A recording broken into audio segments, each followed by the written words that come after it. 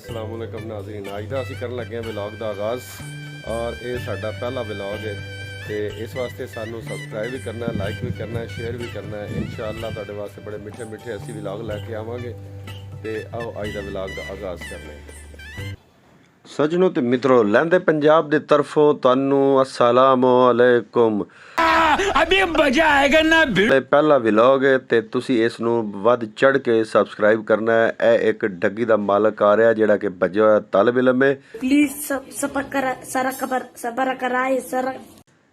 पुल है रजवाए का और असी इत्थों अपने व्लॉग का आगाज़ किया है। यह साडे चौक पुराना थाना की एक नवी आबादी नवा इलाका आबाद होया है, अदील कलोनी जिन्हों कहते हैं। बाईपास है और एक पुराने थाने का बाईपास है जिहड़ा कि बहुत ही ज़्यादा मसरूफ बन रहा है। और यह नाल नाल जिहड़ी सब्जी मंडी तुहानू गेट नज़र आ रहे हैं, इत्थों असी खरीदिया करांगे। सब्जी ले लो, आलू ले लो, टमाटर ले लो, भिंडी ले लो, थोड़ी दे साग ले लो।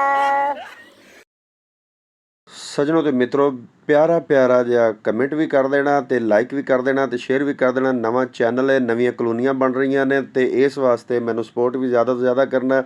पंजाब की अलामत ही दाएं बाएं सज्जे खब्बे हरियां भरियां फसलां होंदियां ने।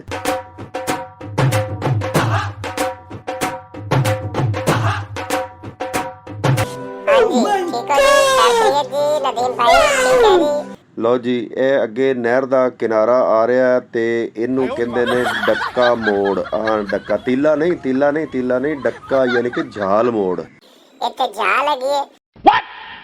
और ए नहर आ गई अगे जिहड़ी कि पानियों पानी होई पई, हर पासे पानी पानी होया पिया। बारिशां दा पानी भी है, सैलाब दा पानी भी है ते असी ते बिल्कुल डुबण दे नेड़े आए पे। चढ़दे पंजाब ने जेड़ा पानी दी शक्ल विच प्यार भेजा है, असी उनदे बदले लव यू टू आखने, love you too, love you too. Oh no, oh no.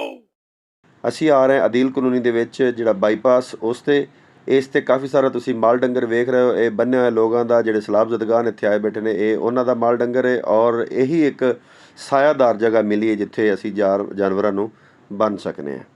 अगे आ गया जनाब पुल, ये वो पुल है जिथे जलेबियां मिलदियां ने रंग बरंगियां और बड़ियां ही ज़बरदस्त जलेबियां अखां मारदियां पईयां, टाटा करदियां पईयां ने। ते कदे नंगो ते लाजमी खाओ। है कि मेरा शिगिरद है जिहड़ा मैनूं वेख के अखां नीवियां करेगा। ए देखो, देखा आपने लापरवाही का नतीजा।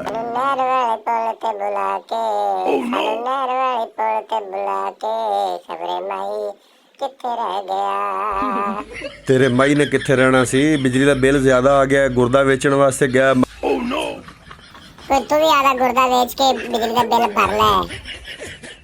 लहंदे पंजाब दे ते चढ़दे पंजाब दे सजनों ते मित्रों, उम्मीद है मेरा ये व्लॉग अज जिहड़ा पहला व्लॉग सी तुहानू पसंद आया होवेगा। पसंद आया तो कमेंट लाजमी दस्या जे ताकि इहो जी मैं दोबारा वीडियो बना सका। कंट्रोल। पाकिस्तान जिंदाबाद। पाकिस्तान जिंदाबाद।